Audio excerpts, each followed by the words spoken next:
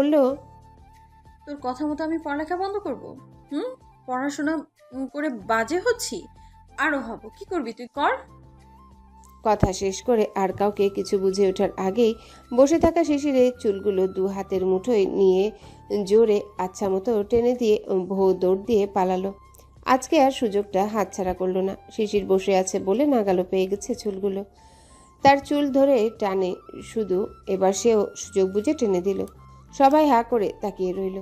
চুপ করে দেখেই গেল শুধু যেটা নিত্যদিন দেখতে হয় তাদের।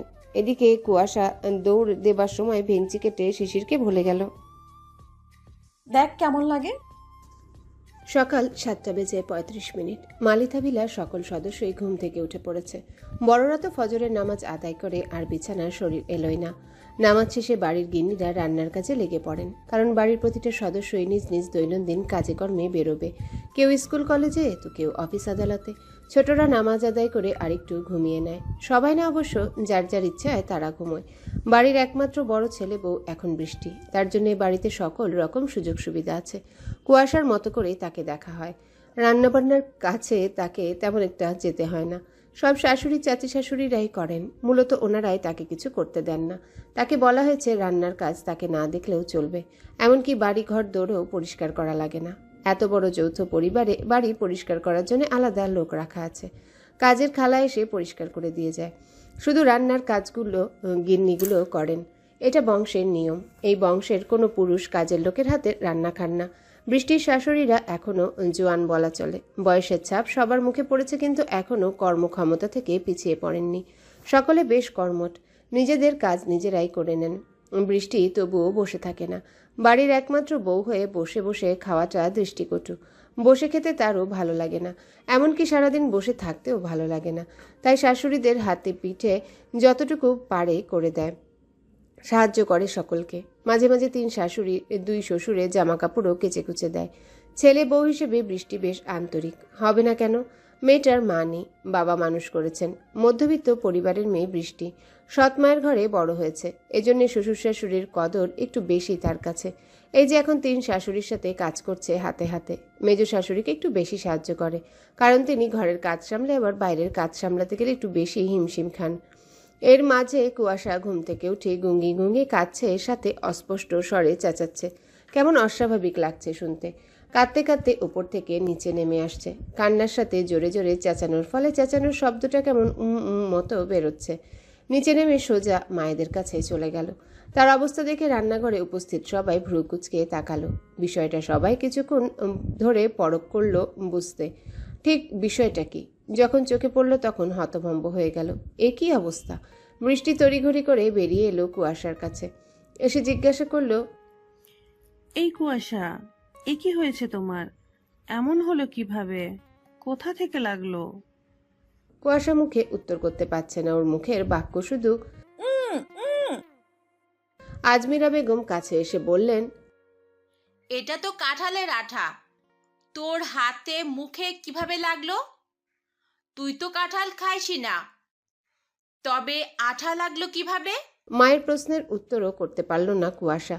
জাকিয়া বেগম এগিয়ে এলেন, বিষয়টা বোঝার চেষ্টা করলেন। কুয়াশার মুখের দিকে তাকালেন, দেখলেন চোখটা টলমল করছে পানিতে। মেয়েটা কাঁঠালের আঠাতে ভয় পায়। এটা জব্বর একটা জিনিস, কোথাও লাগলে আর ছাড়ে না। কথায় আছে না, কাঁঠালের আঠা লাগলে পরে আর ছাড়ে না। কথাটা যথাযথ সত্য। কুয়াশার কাঁঠালের আঠাতে ভয় পাবার কারণ, একবার ছোটবেলায় কাঁঠাল নেড়ে তার পুরো হাতসহ চুলে মেখে গেছিল।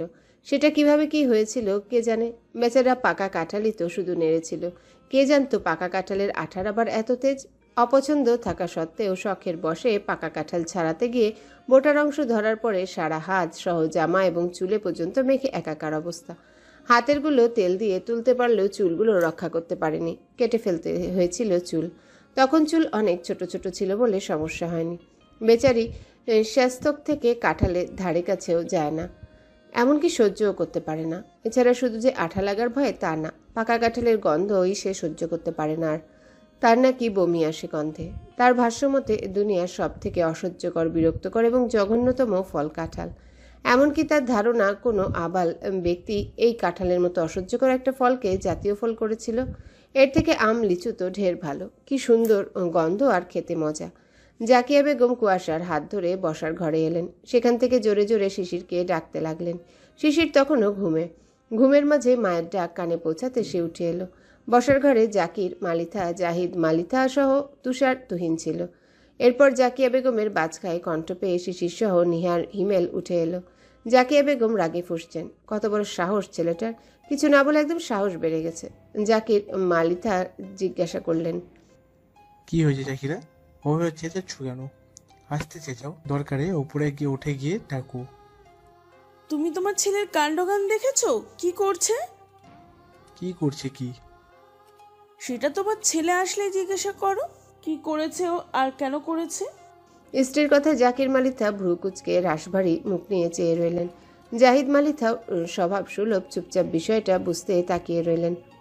তুষার, তুহিন ভেবেছিল প্রশ্ন করবে, কিন্তু জাকিয়া বেগমের কথা শুনে আর করল না। বিষয়টা দেখার জন্য চুপ রইল। এর মাঝে শিশির নেমে আসতে আসতে প্রশ্ন করল, কি হয়েছে আম্মু? এমন করে ডাকছো কেন? ভাবে লাগছে ডাকাত পড়েছে? ছেলের এমন ভাবলেশীন কথা শুনে জাকিয়া বেগম রাগে ফুঁসে উঠলেন, বললেন, তোমাকে আদর দিয়ে একটু বেশি বাদর করা হয়েছে না? এসব কি করেছো কি তুমি? ওর মুখে আর হাতে কাঁঠালের আঠা কেন দিয়েছো? তুমি ভালো মতন জানো ও এগুলো সহ্য করতে পারে না, তারপরও এত বড় স্পর্ধা কি করে পাও তুমি? শিশির মায়ের কথায় চুপ রইল। বুঝলো মা আজ প্রচণ্ড রেগে গেছে। মা যখন প্রচণ্ড রেগে যায় তখন তুমি করে বলে। সে এক নজর কুয়াশাকে দেখে নিয়ে চুপচাপ সোফায় গিয়ে বসল। তুষার, তুহিন সহ সবাই হতভম্ব হয়ে গেছে। সবার নজর শিশিরের উপর। জাকির মালিথা ছেলের ভাবভঙ্গি দেখে যা বুঝার বুঝে গেছেন। বললেন, কি হলো? মায়ের কথা উত্তর দাও। কুইহেলির মুখে হাতে আটা কেন দিয়েছে? শিশির নির্বিকার। এদিকে নিহার, বৃষ্টি, হিম বিষয়টা বুঝতে পেরেছে যে কেন এমনটা করেছে। তুষার, তুহিন কথা বলল না, কারণ তারা এমনি দুই পক্ষের কাউকে কখনো একদিক হয়ে বকে না। তারা শিশির, কুয়াশা দুজনকেই সমানভাবে দেখে, দুজনকেই প্রোটেক্ট করে এবং দুজনেরই সমান দোষ দেখে। তারা জানে এরা একে অপরে কেউ কাউকে কম হেনস্থ করে না, তাই কখনো কারো পক্ষ নেয় না, নয়তো বিপদ। এজন্যে চুপ রইল। শিশিরের ভাবভঙ্গি দেখে সবাই ওরই পানে তাকিয়ে রইল। সকলে বুঝলো এই ছেলের মুখ থেকে একটা কথাও বের করতে পারবে না। সে আর চোখে তাকিয়ে তাকিয়ে কুয়াশাকে পরখ করছে। দেখলো চোখ থেকে অনবরত টুকটুক করে পানি পড়ছে। নাকের পাটা লাল হয়ে গেছে ইতিমধ্যে। ওপর ঠোঁটের সাথে নিচের ঠোঁটটা লেগে আছে আঠার জন্যে। দুই হাত মুঠ পাকানো। এমন অবস্থায় ওরই পানে তাকিয়ে ফুঁসছে। শিশির বেশ মনে মনে হেসে মজা নিচ্ছে দেখেই বোঝা যাচ্ছে। শিশির জানে যে কুয়াশা কাঁঠালের আঠা ভয় পায়, বিরক্ত হয় অনেক কাঁঠাল দেখলে। ওর জন্য এ বাড়িতে কাঁঠাল আনা হয় না। সেটা অবশ্য শিশির কাছে আদিক্ষেতা মনে হয়। কেননা একজনের জন্য সকলে কেন বছরে জাতীয় ফল খাওয়া থেকে বঞ্চিত হবে? এটা একটা কথা হতে পারে। অবশ্য কাঁঠাল তারও খুব একটা পছন্দ না, কিন্তু খুব একটা অপছন্দও না। টুকটাক চলে তার কাছে ফলটা। তবে কথা হচ্ছে, এত বিরক্তিবার প্রকাশ করার কি আছে? অদ্ভুত। কুয়াশাকে কাঁঠালের আঠা মুখে এবং হাতে মাখানোর কারণ হচ্ছে গতকাল এবং গত পরশু সে তাকে কামড় দিয়েছে এবং চুল টেনেছে। এই জন্যে যে মুখ দিয়ে কামড় দিয়েছে সেই মুখে আঠা লাগিয়েছে, এবং যে হাত দিয়ে চুল টেনেছে সেই দু হাতে লাগিয়েছে। পারলে তার দাঁতেও 12টা বাজাতো, কিন্তু আফসোস সেটার জন্যে কিছু করতে পারেনি। এটা করেছে কুয়াশা যখন নামাজ পড়ে আবার শুয়েছিল তখন। কুয়াশা আবারও নামাজ পড়ে ঘুমালে তার ঘুম হয় গাঢ়। যাই হোক, এমন বুদ্ধি বোধহয় একমাত্রই এই শিশির মালিথার মাথায় পাওয়া যায়, যে হাত মুখের শাস্তি হিসেবে কাঁঠালের আঠা লাগিয়ে দেওয়া। কুয়াশাকে পর্যবেক্ষণ করতে করতে মনে মনে বিড়বিড়ালো, ঠঙের আর শেষ নেই যত সব। জাহিদ মালিথা এতক্ষণ চুপ করে থেকে আর পারলেন না কথা না বলে। তিনি এবার শিশিরের উদ্দেশ্যে প্রশ্ন করলেন, শিশির, এটাকে কি ধরনের মজা করা বলে? হ্যাঁ, এসব নিয়ে এরকম মজা করছো কেন? মেয়েটার হাত মুখের কি অবস্থা হয়েছে দেখেছো? হ্যাঁ, বাই এনি চান্স ঘুমের ঘরে যদি চোখের মধ্যে ঢুকে ঢুকে যেত তখন কি হতো? এত বড় হয়ে এতটা কেয়ারলেস কি করে হও তুমি? এবার শিশির কথা না বলে পারল না, বলল, চাচু, তোমরা তো জানো না আই মিন তোমাদের মেয়ে কি করেছে, তাই ওর জন্য আমাকে বকো না।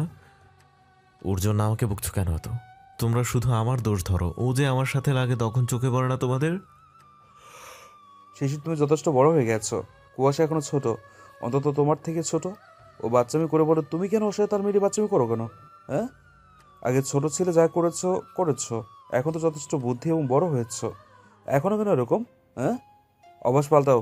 এই বলে জাহিদ মালিথা আবারও কুয়াশার উদ্দেশ্যে বললেন, কুয়াশা মামুনি, তুমি নিজেকে সামলাও, এখন বড় হচ্ছ, যথেষ্ট বড় হয়েছ, বাচ্চামি করা বন্ধ করো। বড় ভাই সে তোমার, মানতে শিখো। মেজ চাচ্চুর কথায় শিশির কুয়াশা কেউই প্রত্যুত্তর করল না। দুজনে একবার করে আর চোখে দেখল। দুজনে যতই মেজ